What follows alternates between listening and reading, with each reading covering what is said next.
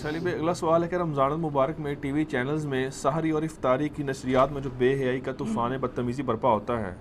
اسلام آباد high court کے x justice جناب شوکت عزیز صدیقی صاحب نے اس کا نوٹس بھی لیا تھا، لیکن سپریم کورٹ میں جا کر چینلز کی جانب سے سٹے لے لیا گیا۔ اس حوالے سے عوام الناس اور خصوصاً حکومت وقت کی کیا ذمہ داری ہے؟ بہت بڑی ذمہ داری ہے ان کے اوپر۔ یہ جسٹس شوکت صدیقی صاحب کی عدالت میں جب یہ کیس لگا ہوا تھا نا، بائی چانس میں اپنے ایک کیس کے سلسلے میں اس وقت کورٹ روم میں موجود تھا،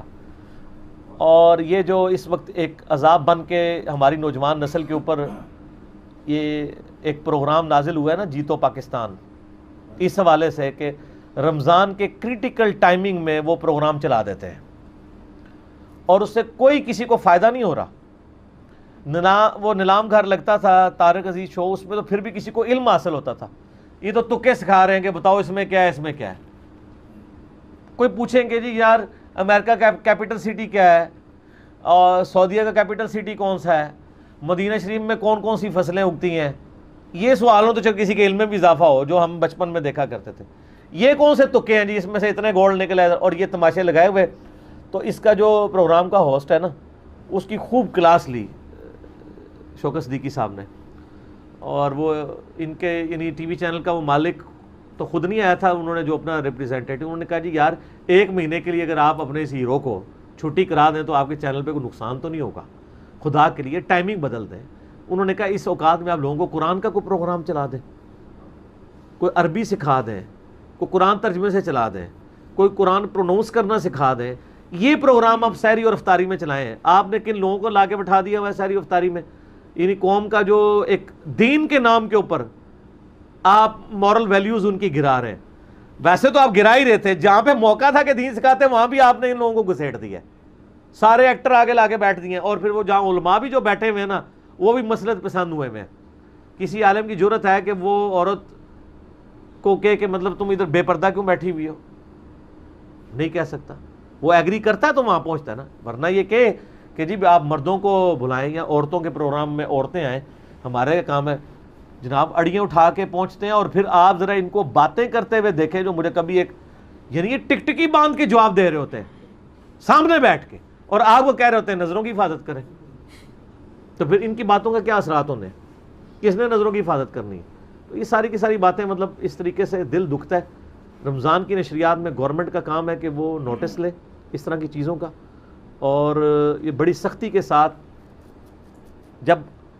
پورنوگرافی کے اوپر آپ کے خلاف ایک آپ سمجھتے ہیں کہ مہم کھڑی کی گئی۔ آپ کو پتہ ہے نا دنیا میں بے حیائی پہ مبنی سائٹ سب سے زیادہ پاکستان میں کھولی جاتی ہیں، اور اس میں بھی فیصلہ آباد میں۔ جب یہ رپورٹ آئی نا تو ہمارے ٹی وی اینکرز چڑھ دوڑے، جی یہ اسلامی تشخص کو نقصان پہنچایا جا رہا ہے اس طرح کی رپورٹوں سے۔ بجائے یہ کہ آپ اپنی عوام کو سمجھائیں، ان کو نہیں پتا کہ پاکستان میں کیا ہو رہا ہے۔ نیٹ کیفوں میں عام لوگ اب تو نیٹ کیفے بھی ختم ہو گئے ہیں، اب تو بالکل ہی مسئلہ خراب ہو چکا ہے، ہر بندے کے ہاتھ میں ہو گیا۔ نیٹ کیفے میں آپ کو گدا گاڑی چلانے والے، رکشوں والے، جن کو انگلش ٹائپ بھی نہیں کرنی آتی، وہ جا کے نیٹ کیفے میں کون سی ای میلز کر کے یا گوگل میں کوئی چیز سرچ کر رہے ہوتے تھے، اور پھر وہ کیبن بند بنائے ہوئے ہوتے تھے وہ ساری اس طرح کی بے حیائی کی سائٹس کھولنے کے لیے۔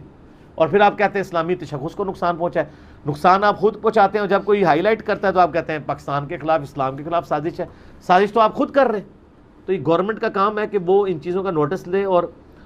عدالتوں کی بھی ذمہ داری ہے کہ وہ مطلب بڑے لوگوں کو دیکھ کے تو اپنے ڈیسیژن کے معاملے میں اس طریقے سے معاملات کو نہ لے کے چلیں۔ اگر عدالتیں کمزوری دکھا دیں گی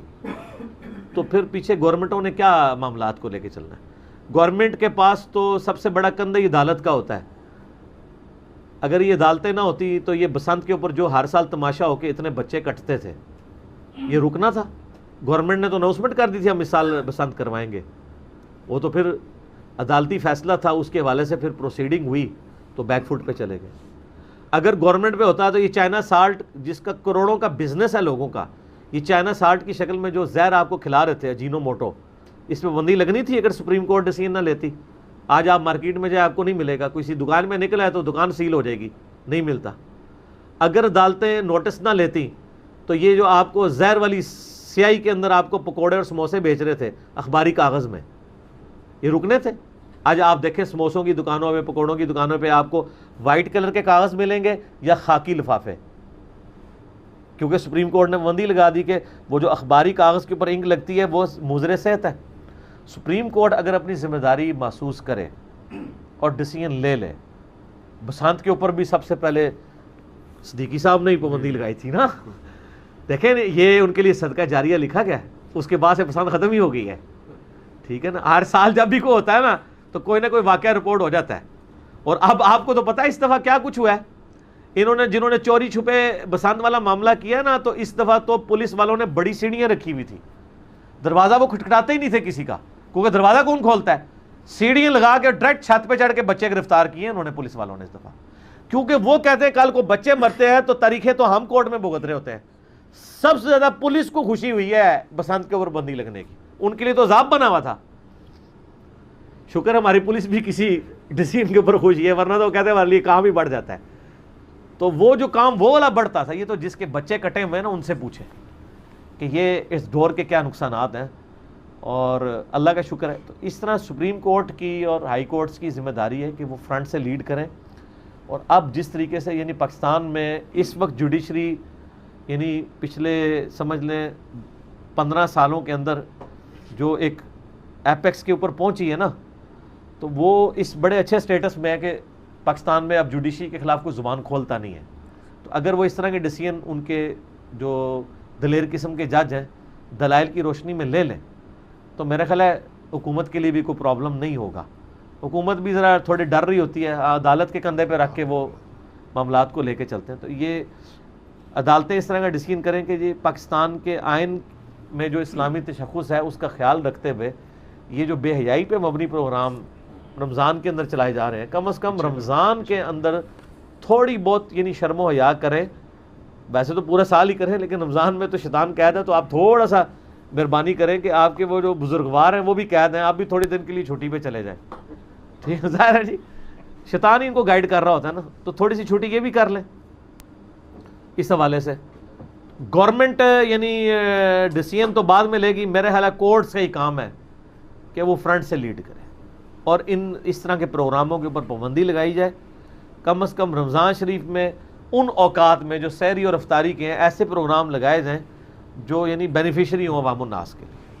تو میرا تو یہ موقف ہے جی، ہم نے تو اپنا حق ادا کر دیا گفتگو کر کے۔ علی بھائی، رمضان المبارک کے فضائل اور احکام و مسائل کے حوالے سے آپ کے کون کون سے لیکچرز ہیں ان کا تعارف کروا دیں اور نمبر بھی بتا دیں۔ لیکچر تو ایک ہی ہے نا جی، جو 4 نشستوں میں ریکارڈ ہوا تھا، مسئلہ نمبر 53A-B-C-D، جس میں نے رمضان مبارک کے فضائل، برکات، اس کے 40 سے زیادہ احکام و مسائل، اس کے بعد پھر نماز عید کا طریقہ، اعتکاف سے ریلیٹڈ، شب قدر، یہ ساری چیزیں میں نے ڈیٹیل سے بتائی ہیں۔ مسئلہ 53A-B-C-D، اور ان 4 لیکچرز کے آپ کو افطار ٹائم کے اوپر سنی شیعہ اختلاف، وہ بھی اس کے میں نے ڈسکس کیا۔ اس کے اوپر آپ کو کلپس بھی یعنی نا مل جائیں گے، آپ نے بھی پچھلے دنوں میں رمضان کے مکمل ہو گئے ہیں کلپ، ہاں جی، انہوں نے بھی جو ان کا چینل ہے رائے ہدایت کے نام سے، اس کے اوپر انہوں نے کلپ بلکہ احادیث وہ ڈسپلے بھی کروا دی ہیں، تو وہ سارے کے سارے چیزیں اویلیبل ہیں۔ تو آپ رمضان شریف میں جو بھی مسائل ہیں آپ لکھیں، رومن میں ٹائپ کریں، اور میں بار بار ریکویسٹ کروں گا، ہمارے واٹس ایپ گروپوں میں لوگ مطلب کھیر یعنی پکا کے ہم نے لوگوں کے سامنے رکھی ہے، تو وہ ہمیں یعنی میسج کرتے ہیں کہ سر یہ جو چمچ ہے نا یہ آپ اس میں ڈال کے ہمارے منہ میں رکھ دیں، تو یہ کام تو ہم سے نہ کروائیں۔ ہم کتنے ہی بندے بھرتی کر لیں، ہزاروں لوگوں کو انٹرٹین کرنے کی ہمارے اندر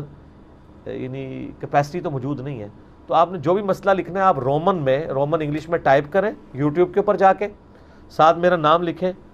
افطار کا وقت یہ لکھیں، نام لکھیں، آپ کو وہ اس کے اوپر پوری ویڈیو مل جائے گی۔ سنی شیعہ کے اختلاف کے حوالے سے میں نے بتایا آپٹیمل سولوشن،